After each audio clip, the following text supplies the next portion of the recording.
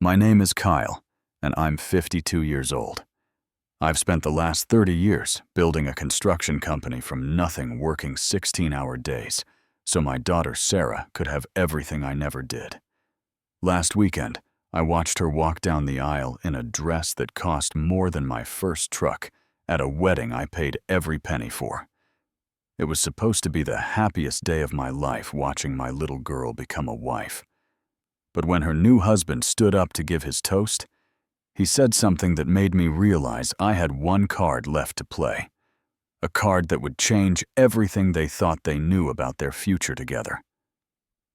Before I tell you about that night and the decision that shocked everyone, let me know where you're watching from in the comments below.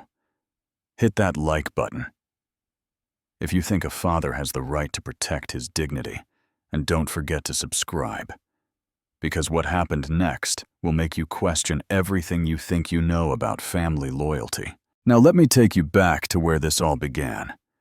I never planned to raise Sarah alone, but life doesn't always ask for your plans.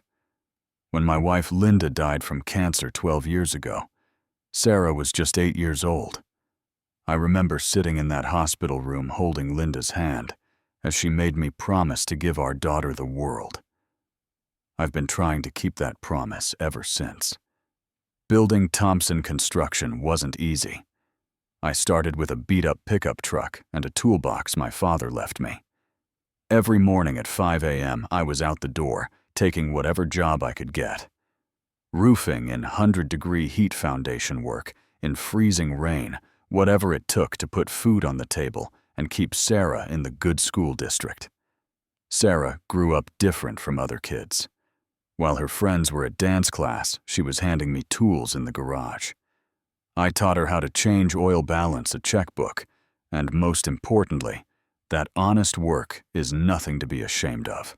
She was my little shadow, always asking questions about measurements and materials. Some fathers teach their daughters to put on makeup. I taught mine to read blueprints. She was brilliant too.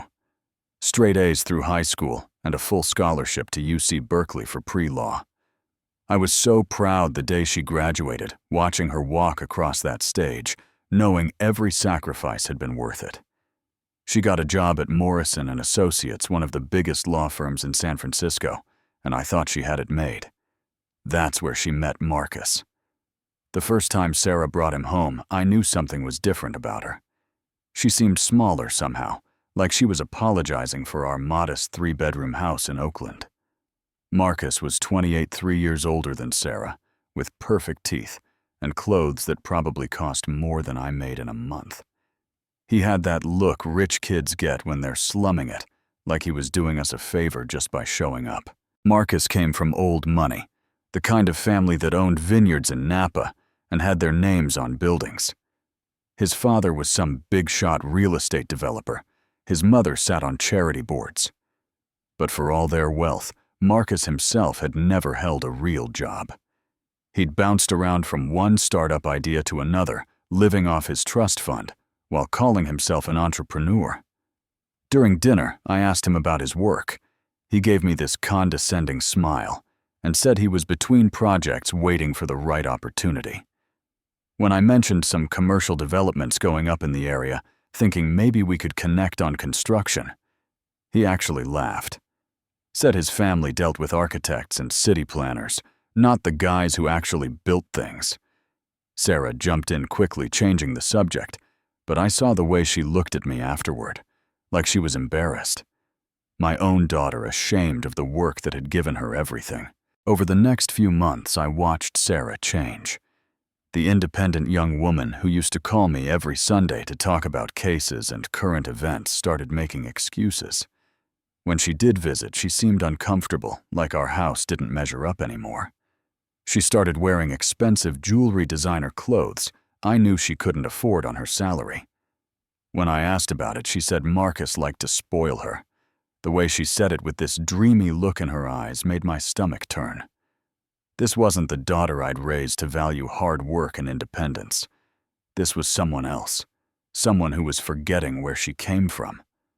When Sarah called to tell me Marcus had proposed, I should have been happy. Instead, I felt a cold knot in my stomach. They wanted to get married at the Monterey Plaza Hotel, right on the beach with ocean views and 5-star everything. The price tag they quoted made my head spin $180,000 for a single day. I sat in my kitchen that night, calculator in hand, going through my savings and retirement accounts. The money was there barely, but it would wipe out 30 years of careful planning. Everything I'd set aside for emergencies, for retirement, for Sarah's future kids' college funds. Gone in one day. But when I called her back and said yes, the joy in her voice made it feel worth it. Maybe I was being too hard on Marcus. Maybe this was just what love looked like to people his age, and I was too old-fashioned to understand. The venue alone cost $45,000. The catering was $35,000 for 150 guests, with a menu that included things I couldn't even pronounce. Flowers were $15,000, and that was just for the ceremony and reception arrangements. The photographer wanted $12,000 for the day, plus another $3,000 for the engagement photos. The band cost $18,000 decorations, $25,000. Sarah's dress was $8,000, $8,000 for something she'd wear for 6 hours. But when she tried it on and spun around in front of the mirror, looking exactly like her mother had, 26 years ago, I would have paid twice that to see her smile. The rings were $22,000 total. Marcus had very specific ideas about the size of the diamond, kept talking about how it needed to make a statement. I bit my tongue when he said his friends would expect something impressive. Through all of this planning, Marcus's family contributed exactly nothing. When I brought it up with Sarah, she said it was traditional for the bride's family to handle the wedding costs. I'd never heard of such a tradition, but I wasn't about to start Sarah's marriage with an argument about money. The first time I met Marcus's parents was at the venue walkthrough. William and Patricia Morrison arrived in a Mercedes that probably cost more than my house. Patricia looked around the Ocean View ballroom like she was inspecting a moderately priced hotel, making comments about how quaint everything was. When the wedding planner introduced me as the father of the bride, and the one handling arrangements William gave me, this looked like he was sizing up hired help. He asked what I did for work, and when I said construction, he actually said, "Oh, you're the one paying for all this? How generous." The way he said generous, like I was a charity case doing something above my station, made my blood boil. But I kept quiet. This was for Sarah. Patricia spent the entire walkthrough making suggestions that would have doubled the cost. Different flowers, upgraded linens, a larger band. When I politely mentioned budget constraints, she turned to Marcus and said something about how lucky he was that love didn't depend on price tags. I started noticing things then.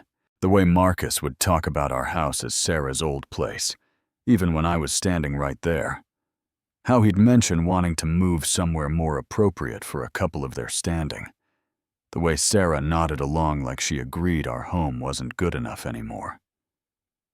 2 weeks before the wedding, I overheard Marcus on the phone with one of his friends. He was laughing about how he was marrying up in the world, now that he'd found someone whose father could afford to give him a proper wedding. He actually used the phrase, blue-collar money, like it was some kind of joke. I should have confronted him then. Should have demanded he treat my daughter and our family with respect. Instead, I convinced myself that once they were married, once Sarah was happy, none of this would matter. I was wrong. The morning of the wedding, I woke up at 5 a.m. like I had every day for the past 30 years.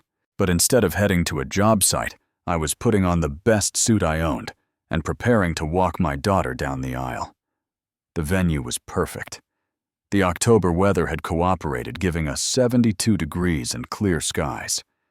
The Pacific stretched out endlessly behind the altered bibis, gently lapping at the shore. Every flower was in place, every table setting precise. The band was setting up on the terrace, testing their sound system with soft jazz that drifted across the grounds. I'd gotten there early to check every detail one last time. The ice sculpture was melting at exactly the right rate. The champagne was properly chilled. The photographer was capturing the setup shots. Everything I'd planned and paid for was coming together flawlessly. When I knocked on Sarah's bridal suite door at noon, my breath caught in my throat. She looked exactly like her mother had on our wedding day, but somehow even more beautiful. The $8,000 dress fit her perfectly, and the way the California sunlight caught the beading made her glow like an angel. "You look incredible, sweetheart," I managed to say around the lump in my throat. She turned from the mirror and smiled that same smile that had been getting her out of trouble since she was 5 years old. "Thanks, Dad, for everything. I know this wasn't cheap." I wanted to tell her that no amount of money was too much for her happiness. Instead, I just kissed her forehead and said, "You're worth every penny." The ceremony began at 3 o'clock sharp. I walked Sarah down the sandy aisle, past all the guests I'd paid to feed and entertain, toward the altar where Marcus waited in his perfectly tailored tuxedo. The string quartet played Pachelbel's Canon, and I could hear several guests crying softly. When the officiant asked who gives this woman in marriage, I said the words I'd been practicing, "Her mother and I do." That Linda should have been there to see this moment. I felt her absence like a physical ache. The vows were beautiful. Sarah spoke about finding her other half, about building a future together. Marcus talked about loving her exactly as she was, while helping her become everything she was meant to be. At the time, I thought it was romantic. Looking back, I wonder if I missed the warning signs in his words. The reception started with cocktails on the terrace as the sun began its descent toward the horizon. Guests mingled, admiring the view and complimenting the arrangements. The photographer moved through the crowd, capturing candid moments and formal poses. Everything was picture perfect. Dinner was served at 6:30, the menu I'd carefully selected with Sarah months before. Prime rib and salmon roasted vegetables, 3 different salads, and a dessert spread that looked like something from a magazine. The wine flowed freely. The conversation was warm, and I actually started to relax. When the band announced it was time for toasts, I felt that familiar flutter of nervous pride. I'd been preparing my speech for weeks, practicing in front of the bathroom mirror until I could get through it without choking up. I spoke first as tradition dictated. I talked about watching Sarah grow from a curious little girl who wanted to help with every project into the brilliant, accomplished woman sitting before us. I mentioned Linda, how proud she would have been to see this day. I welcomed Marcus into our family and wished them both happiness beyond measure. The maid of honor spoke next, sharing funny stories from college and their friendship. The best man told embarrassing tales about Marcus's bachelor party. The mood was warm, celebratory, filled with love and laughter. Then Marcus stood up, champagne flute in hand, that confident smile spreading across his face. I expected gratitude, maybe some heartfelt words about Sarah, about joining our family, about the future they'd build together. I was ready to feel proud, to think maybe I'd been too hard on him after all. Instead, what came out of his mouth changed everything. Marcus cleared his throat and waited for the room to quiet down. The sunset behind him cast everything in golden light, making the moment feel cinematic. I remember thinking this would be a beautiful shot for the wedding video. "Ladies and gentlemen," Marcus began, his voice carrying easily across the reception. "I have to thank a lot of people tonight, but I want to start with someone very special." He turned toward me, still smiling that perfect smile. "Kyle Thompson, everybody. The man who made this incredible evening possible." I felt a warm glow of appreciation. Maybe I had misjudged him after all. "You know," Marcus continued, his voice taking on an almost mocking tone, "it's not every day that a man like me gets to see how the other half lives. Kyle here has shown me what real blue-collar determination looks like." The first uncomfortable stirring started in my stomach. Blue collar. The way he said it like he was describing some exotic species he'd discovered. This hard-working gentleman, Marcus gestured toward me with his champagne flute, has spent his entire life working with his hands. Building things, fixing things, making sure other people have nice places to live, while he stays humble in his little house in Oakland. Several guests shifted uncomfortably. I could feel my face starting to burn. Little house. He'd called our home, the house where I'd raised his wife, a little house. But you know what I admire most about Kyle? Marcus's voice was getting louder, more confident. He knows his place. He's never tried to be something he's not. And tonight, he's given his daughter the chance to marry up in the world. Marry up. The words hit me like a punch to the gut. This wasn't a thank you speech. This was a humiliation. From now on, Sarah won't have to worry about fixing her own car or living in cramped spaces. I'm going to show her what it means to live like a real lady should live, with proper help, proper surroundings, and proper society. The reception had gone completely silent, except for Marcus's voice echoing across the terrace. I could see several guests looking down at their plates, clearly uncomfortable. Others were staring at Marcus with undisguised shock. Kyle has taught Sarah how to live modestly, how to make do with less, how to appreciate simple things. And I have to say that's been great preparation for marriage to me, because now she'll really appreciate the finer things in life. He paused for what I think he expected to be laughter. Instead, the silence stretched on, thick and awful. So here's to Kyle Thompson. Marcus raised his glass high, the man who worked his fingers to the bone so his daughter could have one perfect day and marry into the life she was always meant for. Cheers to blue-collar money and blue blood breeding finally coming together. A few people reluctantly lifted their glasses, but most just sat there stunned. The toast hung in the air like smoke from a fire poisoning everything it touched.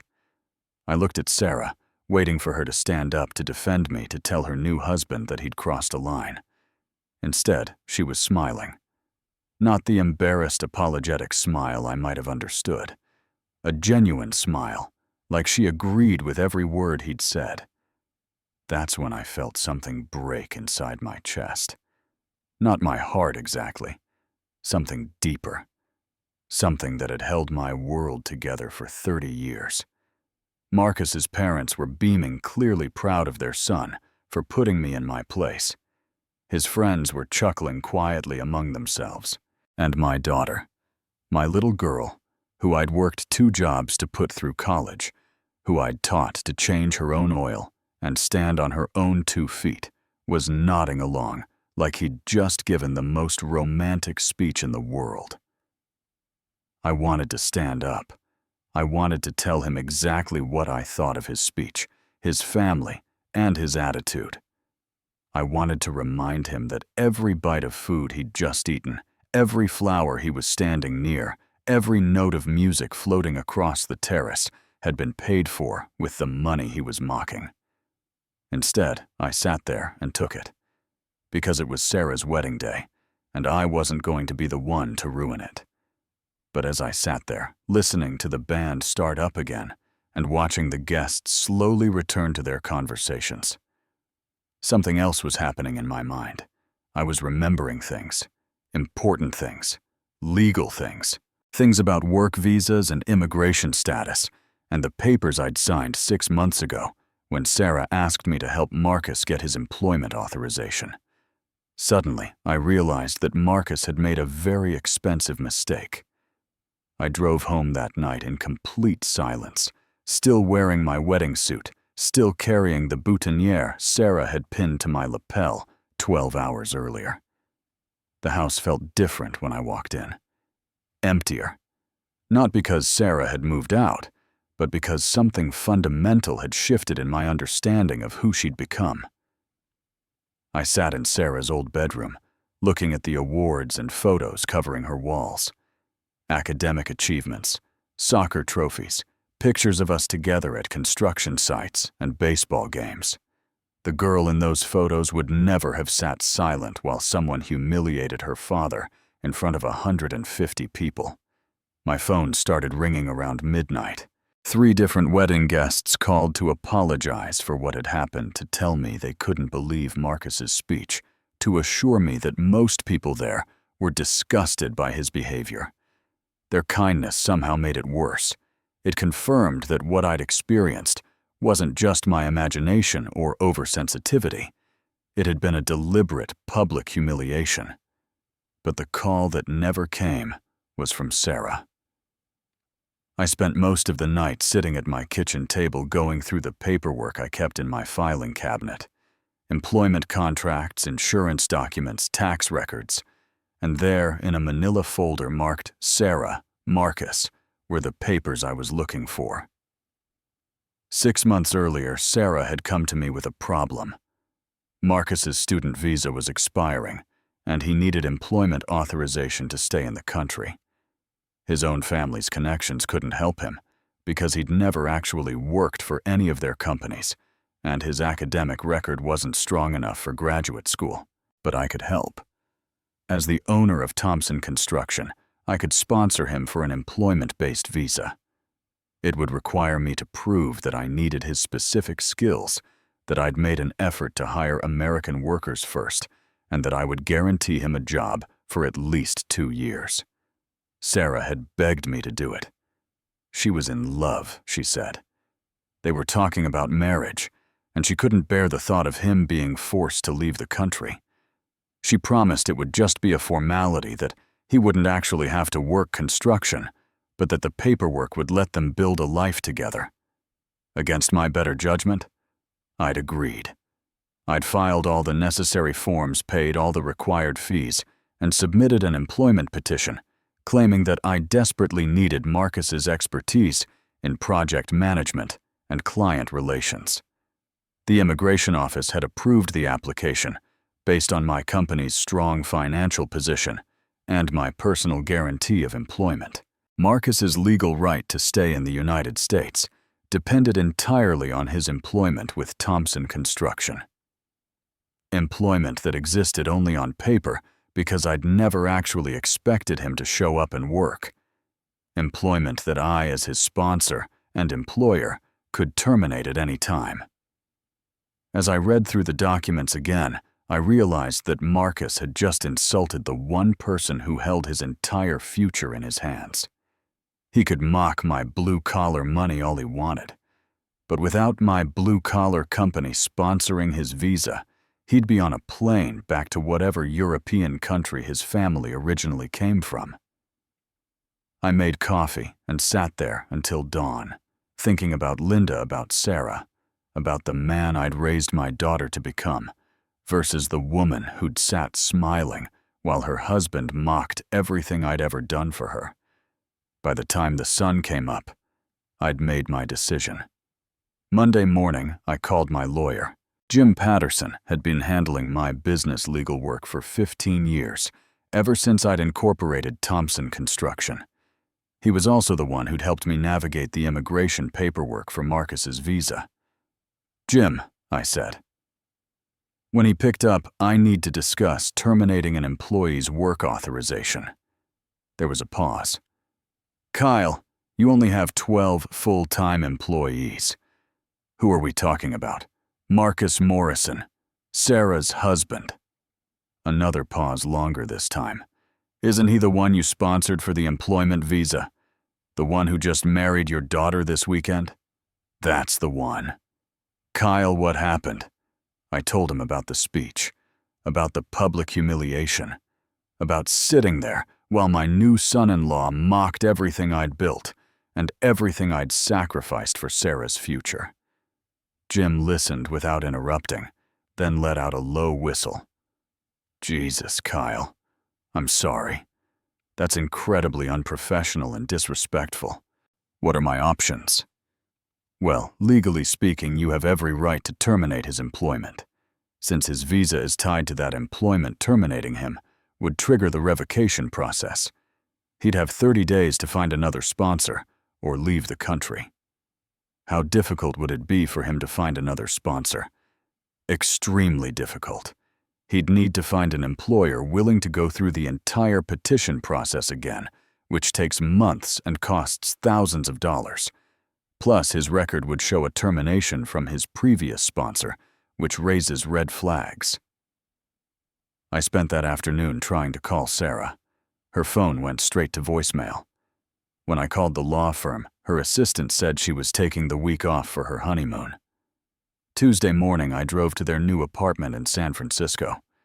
It was in one of those glass towers in Soma with a doorman and valet parking.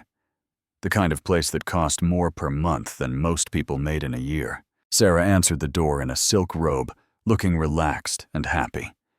Behind her, I could see Marcus in the kitchen, making coffee in an espresso machine that probably cost more than my truck payment. "Dad," Sarah seemed genuinely pleased to see me. "What brings you to the city?" "I wanted to talk to you both about something important, about Marcus's employment situation." The smile faded from her face. "What about it?" "Well, technically, he's supposed to be working for my company. It's been 6 months since I filed his visa paperwork, and he's never actually reported for work." Marcus appeared in the doorway, coffee cup in hand. When he saw me, his expression shifted from casual friendliness to something more guarded. "Kyle," he said, "good to see you again. Thanks again for the beautiful wedding. Patricia and William are still talking about how memorable it was." The way he said memorable made it clear he was referring to his speech. He was actually proud of what he'd done. "Marcus," I said, "I need you to report to my office tomorrow morning. We need to discuss your job responsibilities and get you started on actual work." Marcus exchanged a look with Sarah.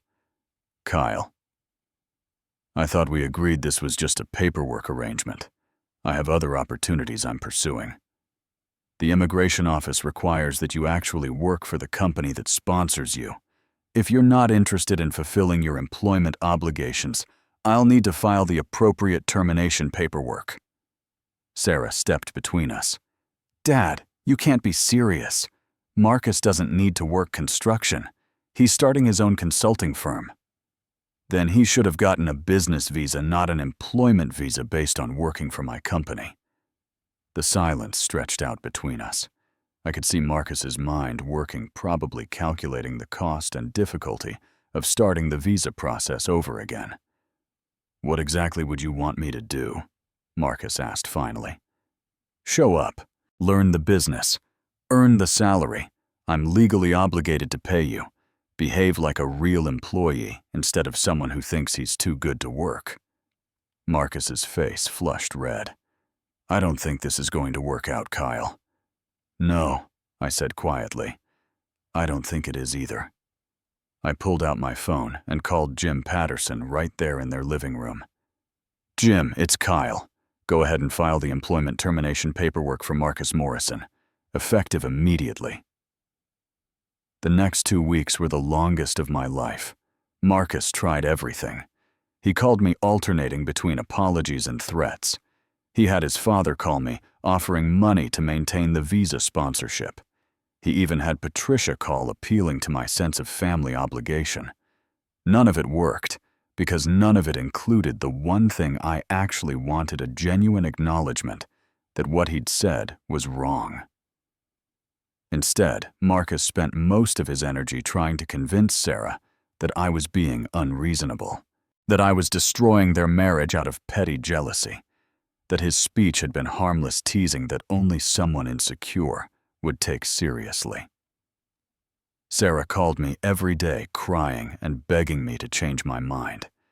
She promised Marcus would apologize, that they'd both be more respectful, that they'd find a way to make things right. But when I asked her what specifically she thought Marcus should apologize for, she couldn't give me a straight answer. She kept saying things like, "If his speech hurt your feelings," and "maybe he could have chosen his words better." Never acknowledgement that what he'd done was deliberately cruel and completely inappropriate. The immigration office moved quickly once I filed the termination paperwork. Marcus received his official notice on a Thursday. He had 30 days to find new sponsorship or leave the country. I thought this might finally wake Sarah up, that she'd realize the man she'd married was more concerned with his visa status than with making things right with her family. Instead, she announced that she was going back to Europe with him. She'd found a job with an international law firm in London. They'd build their life there, away from my unreasonable demands and small-minded thinking. That conversation broke my heart, worse than anything Marcus had said at the wedding.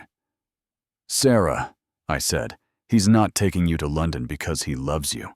He's taking you because it's easier than admitting he was wrong. You don't understand him, Dad. You've never even tried to understand him." "I understand him perfectly. I understand that when he got in trouble, he didn't fight to stay here with you. He didn't apologize to me or try to make things right. He decided it was easier to run away and take you with him. We're not running away. We're starting fresh somewhere that doesn't come with all this baggage." Baggage. That's what I was to my daughter now. Baggage. 3 days before Marcus's visa expired, they left for London. Sarah hugged me goodbye at the airport, crying and saying she hoped I'd understand someday. Marcus shook my hand and said he hoped there were no hard feelings. I watched their plane taxi away from the gate and felt completely alone for the first time since Linda died. The first month after Sarah left was the hardest. I'd come home to an empty house every night, eat dinner alone, and wonder if I'd made the biggest mistake of my life. Maybe I should have just swallowed my pride, ignored Marcus's disrespect, and kept my daughter close. But slowly something unexpected happened. I started remembering who I was before I became defined entirely by being Sarah's father. I threw myself back into work with an energy I hadn't felt in years. Thompson Construction took on bigger projects, hired 3 new guys, expanded into commercial renovation. Without the constant worry about Sarah's happiness or Marcus's approval, I could focus on what I'd always been good at, building things that lasted. I also started hearing from Sarah regularly again, but these calls were different. In London, away from Marcus's family and their influence, she was starting to see things more clearly. Marcus hadn't found work. His consulting firm never materialized. They were living off Sarah's salary and his trust fund, but the lifestyle they'd expected wasn't materializing. More importantly, Marcus was angry all the time. Angry at me for ruining his plans, angry at Sarah for not controlling her father better, angry at the world for not giving him what he felt he deserved. He keeps saying we'll go back to California once his parents sort out his visa situation. Sarah told me during one of our calls. But Dad, they can't sort it out.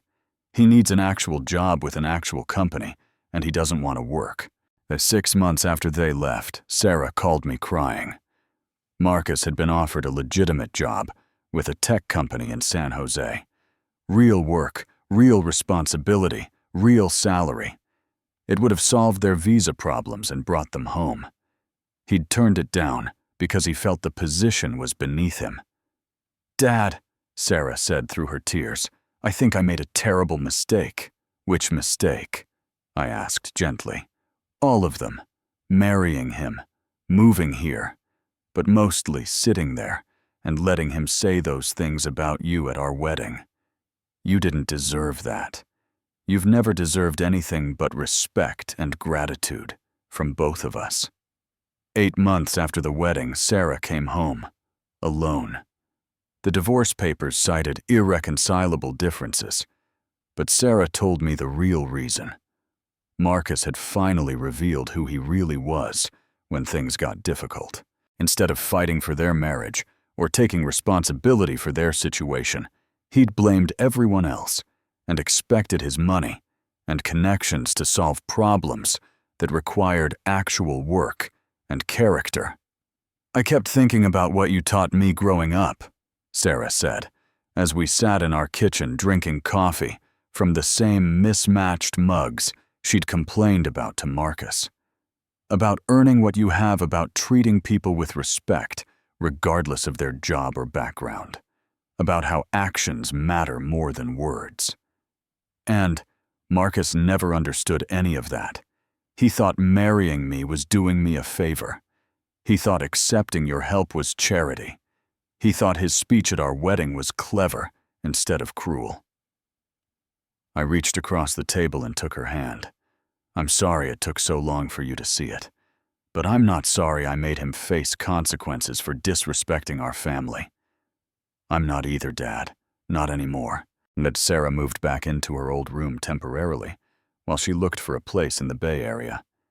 She took a job with a smaller firm that focused on immigration law, helping families navigate the same system Marcus had tried to manipulate. We started working together again, with Sarah, handling some of the legal and business development aspects of Thompson Construction. She was brilliant at it, bringing her legal knowledge to bear on contracts and negotiations, while maintaining the blue-collar values that had built the company. One evening, as we were reviewing plans for a new housing development, Sarah looked up from the blueprints. Dad, do you think Mom would have been proud of how this all turned out?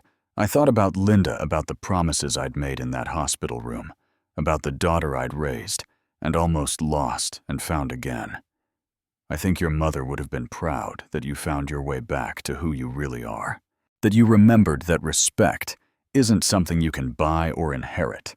It's something you earn through how you treat other people. Sarah smiled, and for the first time in over a year, it looked exactly like her mother's smile. I love you, Dad, and I'm proud to be your daughter, blue-collar, money and all. Sometimes, the most important lessons in life come wrapped in the hardest moments.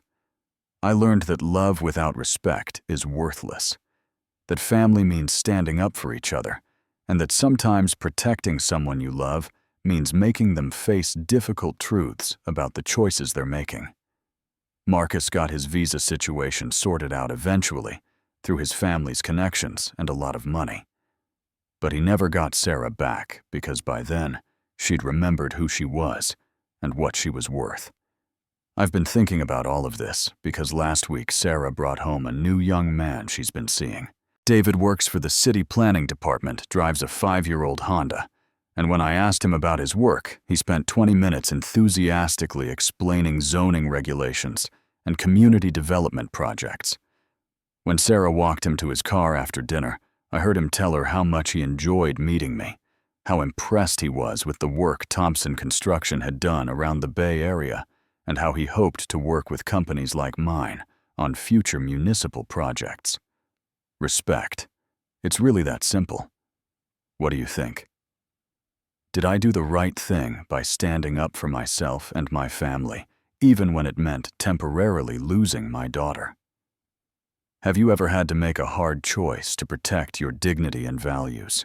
Let me know in the comments below. If this story resonated with you, please hit that like button and share it with someone who might need to hear it. And don't forget to subscribe for more real-life stories about family respect and the lessons we learn when we refuse to let others define our worth. Thank you for listening to my story. I hope it reminds you that every person deserves respect, regardless of how they make their living or where they come from. And remember, sometimes, the people who love us most are the ones brave enough to hold us accountable when we lose our way. Take care, and I'll see you in the next story.